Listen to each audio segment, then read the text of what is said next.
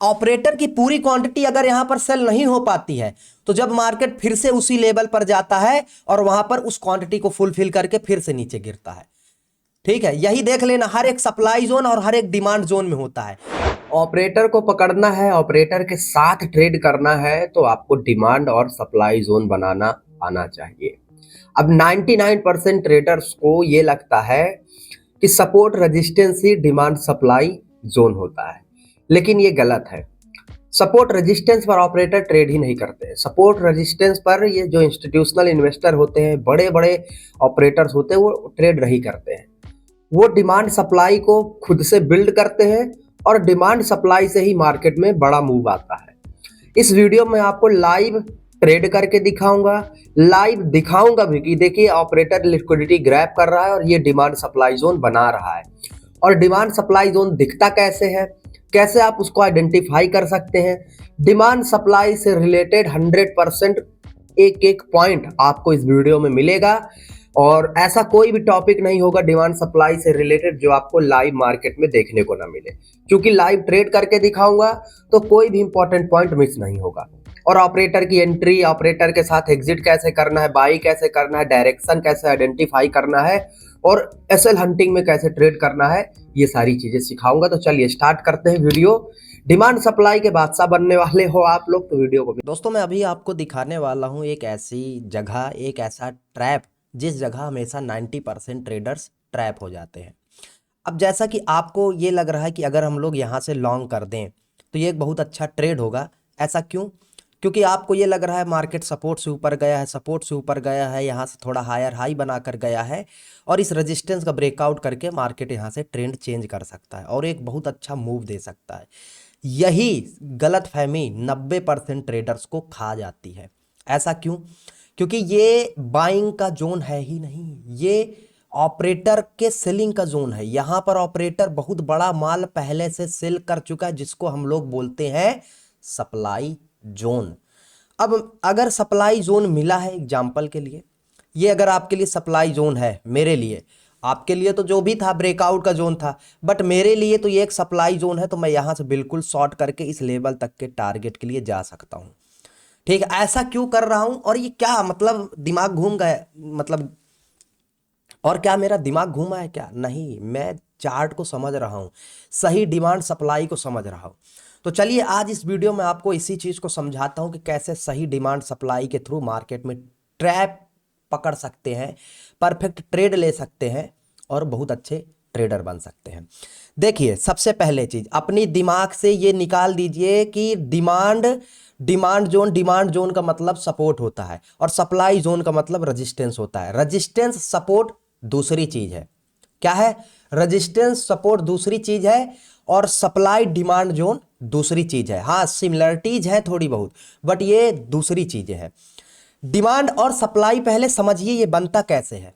जब किसी लेवल पर भारी क्वांटिटी में माल अवेलेबल होता है, बेचने के लिए लोग तैयार होते हैं, बेचा जाता है, तो उस कंडीशन में सप्लाई बिल्ड होता है। और जब किसी प्राइस पॉइंट पर बहुत से लोग खरीदने के लिए तैयार होते हैं तो उस कंडीशन में क्या होता है? डिमांड बिल्ड होता है। इतना बेसिक पता है, इसको हम लोग सपोर्ट बोलते हैं। फिर डिमांड सप्लाई क्या हो? डिमांड सप्लाई तब होता है कि अगर किसी प्राइस, समझना, दिमाग कान खोल लेना, ठीक है, अगर किसी प्राइस पर कोई बेचने वाला है बट खरीदने वाला नहीं है तो वो चीज सस्ती होगी। क्या होगी? सस्ती होगी।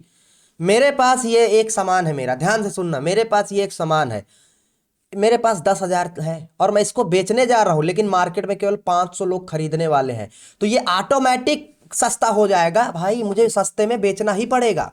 समझ रहे हैं? इसको बोलते हैं सप्लाई। और डिमांड फिर क्या है?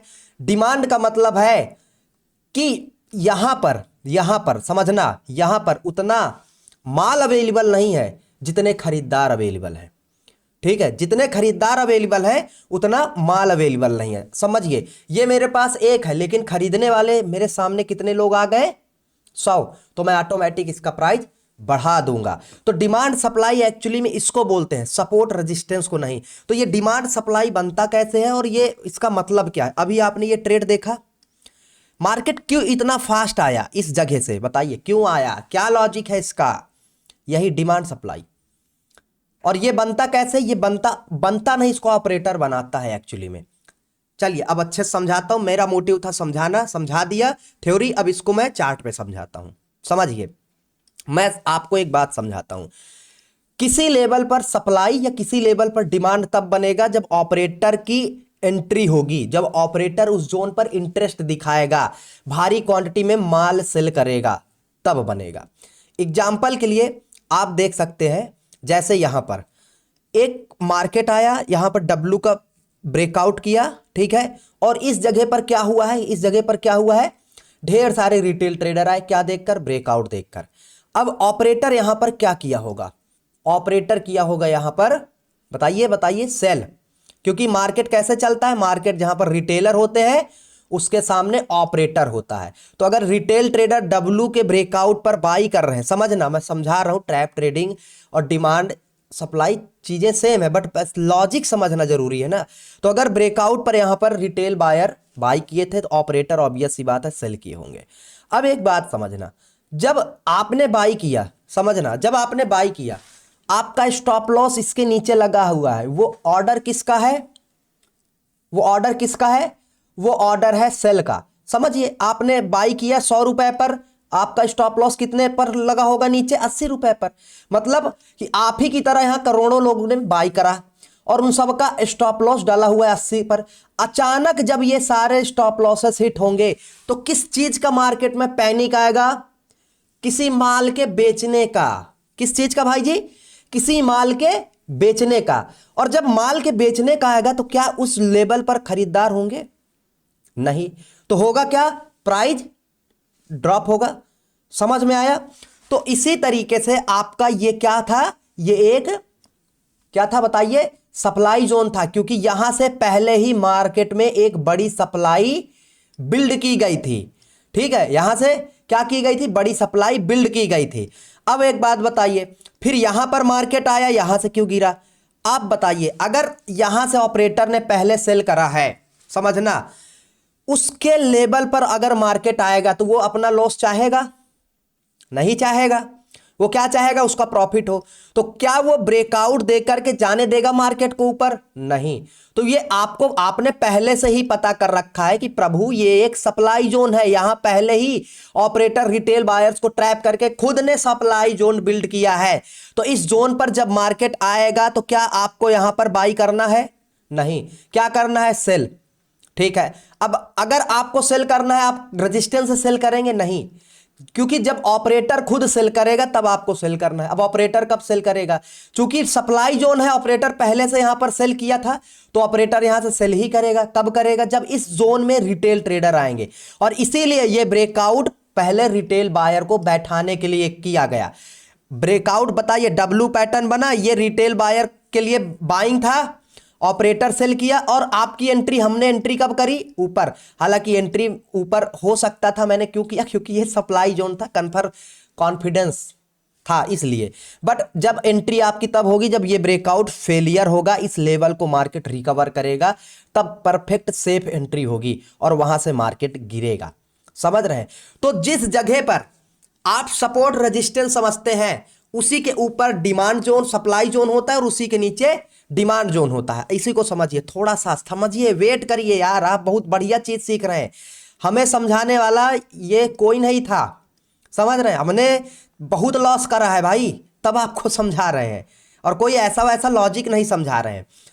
ये रेजिस्टेंस है, ये नीचे का सपोर्ट, ये रेजिस्टेंस, ये नीचे का सपोर्ट। अगर बेसिक में डिमांड सप्लाई बोलूं तो इसके ऊपर, सपोर्ट के ऊपर एक बेसिक सी लाइन होती है, जहां से रेजिस्टेंस के ऊपर जहां से ऑपरेटर सेल करेगा, और सपोर्ट के नीचे एक बेसिक सी हिडन लाइन होती है जिसको, जहां से ऑपरेटर बाई करेगा। और इसी जोन को हम लोग क्या बोलते हैं? सप्लाई जोन, ट्रैप ट्रेडिंग में, और इसी को बोलते हैं डिमांड जोन। जब मार्केट इस डिमांड जोन में आकर, ध्यान देना मेरी बातों को, जब मार्केट इस डिमांड जोन में फ्यूचर में आएगा, यहां से रिवर्स करेगा, तब आपको बाई करना है। सेल कब करना है? जब मार्केट इस सप्लाई जोन में आएगा और यहां से रिवर्स करेगा, तब आपको सेल करना है। अब ये क्यों मैं बोल रहा हूं कि ये डिमांड जोन ऐसा है, सप्लाई जोन ऐसा है, और यहां से रिवर्स होने की क्या साइकोलॉजी है? क्योंकि मार्केट तभी गिरेगा जब ऑपरेटर गिराना चाहेगा, और ऑपरेटर तब गिराएगा ऑपरेटर जब सेल करेगा, और ऑपरेटर सेल कब करेगा? जब रिटेल ट्रेडर आएंगे। रिटेल ट्रेडर कब आते हैं? जब मार्केट लेवल का ब्रेकआउट करता है। डिमांड जोन ऑपरेटर बनाता है, सप्लाई जोन ऑपरेटर बनाता है। ऑपरेटर सप्लाई जोन कब बनाएगा? जब वो भारी क्वांटिटी माल सेल करेगा। समझिए, ये एक लेवल है, यहां से मार्केट आया। जब मार्केट इस लेवल पर आएगा और रिटेल ट्रेडर को इनवाइट करेगा ब्रेकआउट दिखाकर, तभी तो ऑपरेटर यहां से सेल कर पाएगा। तो ऑपरेटर कहां पर सेल करता है? रेजिस्टेंस के ऊपर। बाई कहां करता है? सपोर्ट के नीचे। और जब वहां से घूमकर सपोर्ट या रेजिस्टेंस को रिकवर कर जाए, तब आपकी एंट्री होगी। और ये चीज जो मैं बता रहा हूं, ये पूरे यूनिवर्स में इससे अच्छी, इससे सीक्रेट चीज कोई अगर बता दे भाई, अनसब्सक्राइब कर देना। यहां से अगर आपने इस सप्लाई जोन पर माल यहां से सेल किया होता, रिकवर होने पर इस लेवल तक का टारगेट आसानी से मिल जाता। ये आपके सामने है। अगर आपके मन में थोड़ा सा भी मेरे लिए कोई वो है कि कुछ ना कुछ कर रखा होगा, प्ले वो कर रखा होगा, भाई कोई बैक टेस्ट नहीं है, ये लाइव मार्केट है बीटीसी का।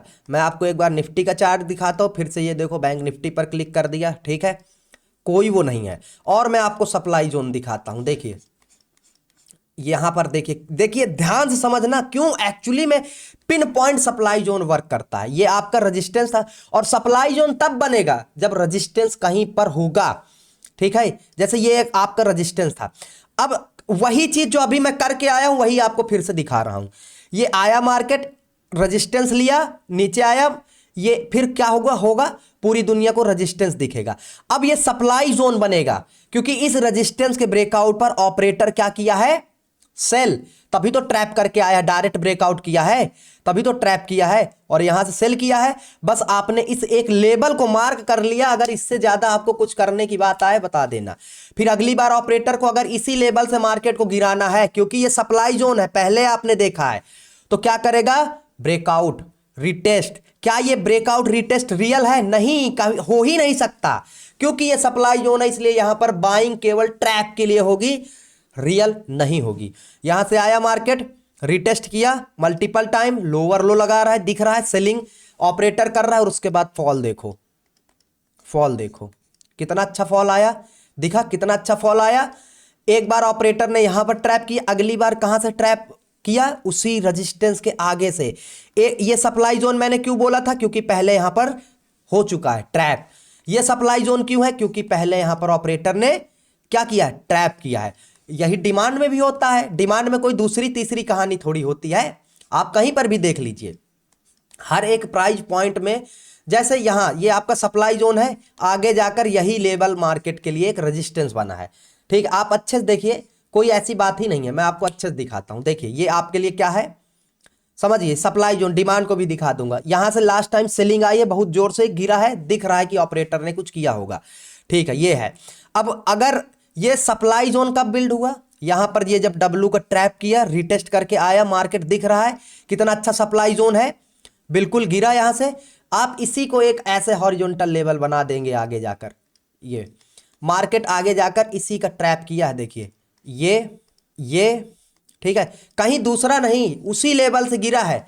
फिर उसके बाद ये गिरा, बाद में फिर मार्केट ने ब्रेकआउट किया, क्योंकि बार बार उस चीज को मार्केट नहीं वो करता। और जब डिमांड जो सप्लाई जोन था वो ब्रेक हुआ, बाद में वही सब डिमांड जोन बना, ठीक है। अच्छा, डिमांड जोन बनने से पहले मार्केट ने क्या किया था? इसी जोन ब्रेकडाउन पर, इसी जोन पर फिर रिटेल सेलर्स को इनवाइट किया, लिक्विडिटी ग्रैब की, ऑपरेटर्स बाइंग किया, ठीक है। और फिर आगे जाकर मार्केट कितने बार इसी लेवल पर बाइंग किया? 1 बार, 2 बार, 3 बार, 4 बार, ठीक है, 4 बार। और फिर यही ट्रैप कर दिया, और इसी जोन से फिर से देखिए सेलिंग, वही चीजें, दिख रहा है कितना बढ़िया मार्केट। तो डिमांड और सप्लाई जोन हमेशा रेजिस्टेंस और सपोर्ट के ऊपर होते हैं। और एक चीज, डिमांड जोन को आइडेंटिफाई करने से पहले आपको यह समझना कि अगर कोई वैलिड डिमांड जोन है जहां से मार्केट गिरेगा, वहां पर मार्केट में बड़ी बड़ी मारा बोजू कैंडल से मार्केट नीचे आया होगा। डिमांड जोन या सप्लाई जोन कभी भी वीक नहीं होगा सपोर्ट रेजिस्टेंस की तरह, और इसी तरीके से मार्केट ऊपर भी जाता है। डिमांड जोन और सप्लाई जोन कभी वीक नहीं होता। एक ऐसा लेवल जहां से बड़ा मार्केट बड़ी कैंडल्स बनाकर नीचे आया है या बड़ी कैंडल्स बनाकर ऊपर गया है, वो हमारे लिए डिमांड या सप्लाई जोन होगा। वहां पर ऑपरेटर्स कुछ ना कुछ किया होगा, क्योंकि ये याद रख लेना, इतनी बड़ी कैंडल हम आप नहीं बना सकते, वो ऑपरेटर की क्वांटिटी से ही आया है। एग्जाम्पल के लिए यहीं पर देखिए, सबसे बड़ी सेलिंग की कैंडल कहां पर बनी, इसी जोन से बनकर आई थी। ठीक है, मार्केट कहां से गिरा, जो रियल फॉल था यहीं से गिरा। ठीक है, यहीं से गिरा। फिर बड़ी सेलिंग की कैंडल कहां बनी, ये बनी। अगली बार मार्केट कहां से गिरा, ये। अब अगर आप इसको रेजिस्टेंस समझकर इसके ब्रेकआउट को ट्रेड करने जाएंगे, फंस जाएंगे। लेकिन ऑपरेटर ने कहां सेल किया, उसी लेवल के थोड़े से ऊपर, और लास्ट टाइम फिर मार्केट कहां से गिरा, इसी लेवल से। तो मार्केट अपडेट हो चुका है, ये हर एक टाइम फ्रेम में काम करता है गुरुजी, हर एक टाइम फ्रेम में। ठीक है, मार्केट अपडेट हो चुका है, आपको भी अपडेट होने की जरूरत है। अब मार्केट में, अब आपको भी अपडेट होने की मार्केट में जरूरत है। अब जैसे यहीं पर देखिए, बीटीसी का चार्ट है, ध्यान से समझना, बीटीसी का चार्ट है। अब यहां पर क्या हुआ है, एक बार मार्केट इस लेवल पर ऐसा करके आया था, और यहां से ध्यान से समझना, ये लेवल था जिनको ये सपोर्ट दिखा था, मार्केट कहां से बाइंग किया, ऑपरेटर मैंने बोला था नीचे से बाई करता, ये डिमांड जोन है। ठीक है, ये आपने आइडेंटिफाई कर लिया, स्ट्रेंथ से मार्केट ऊपर गया, बड़ा ट्रैप बनाकर ऊपर गया है। ठीक है, अब इस लेवल के ऊपर या नीचे मार्केट ट्रैप करके ही डिमांड बिल्ड करेगा। फिर इसी लेवल पर आता है मार्केट, बार बार इसी लेवल से ऊपर जाता है, बार बार इसी लेवल से ऊपर गया। और वही देखिए, बड़ा टाइम फ्रेम है, वही चीजें सप्लाई जोन में भी काम करती हैं। यहां से गिरा था, अगली बार आया, इसी जोन से शूटिंग स्टार बनाया। फिर आप ब्रेकआउट देखेंगे, यहां पर ब्रेकआउट का ट्रैप करके फिर से इसी लेवल में गिरा, बड़ा टाइम फ्रेम है। हाँ, मुझे पता है कि ऐसी मैं आपको चीजें एडवांस सिखा रहा हूं जो आपके समझ के शायद, क्योंकि सपोर्ट रेजिस्टेंस वाले ट्रेडर्स को ये चीजें बहुत कम समझ में आती हैं। एक्चुअली में बुरा मत मानना, बट ध्यान से समझना। आपका यहां पर ऑपरेटर एक बार ब्रेकआउट करके एक अच्छा फॉल करके आया, ब्रेकआउट फेलियर करके जहां से ऑपरेटर एक बार आया है, वो अगले 2-4 बार के लिए अच्छा सप्लाई जोन बन जाता है। अगले बार के लिए ये, तो अगले बार के लिए ये, अगले बार के लिए ये। ठीक है, तो सपोर्ट रेजिस्टेंस बनाने से अच्छा मैं आपको बोलूंगा आप डिमांड और सप्लाई जोन बनाओ। ठीक है, और देखिए ये भी डिमांड सप्लाई जोन कोई ऐसा वैसा नहीं है। ठीक है, यहां भी देखिए एक सप्लाई जोन था, दूसरी बार मार्केट आया, इसी जोन से गिरा। ये कोई रेजिस्टेंस नहीं लिया ना, इसको रेजिस्टेंस मत समझना, रेजिस्टेंस नहीं लिया। ये क्या किया, जो ऑपरेटर ने यहां पर कुछ क्वांटिटी डाली थी, ध्यान से समझना, ऑपरेटर ने यहां पर, जिसको आप लोग बोलते हैं ना ऑर्डर ब्लॉक, ये वो है। ऑपरेटर की पूरी क्वांटिटी अगर यहां पर सेल नहीं हो पाती है, तो जब मार्केट फिर से उसी लेवल पर जाता है और वहां पर उस क्वांटिटी को फुलफिल करके फिर से नीचे गिरता है। ठीक है, यही देख लेना, हर एक सप्लाई जोन और हर एक डिमांड जोन में होता है।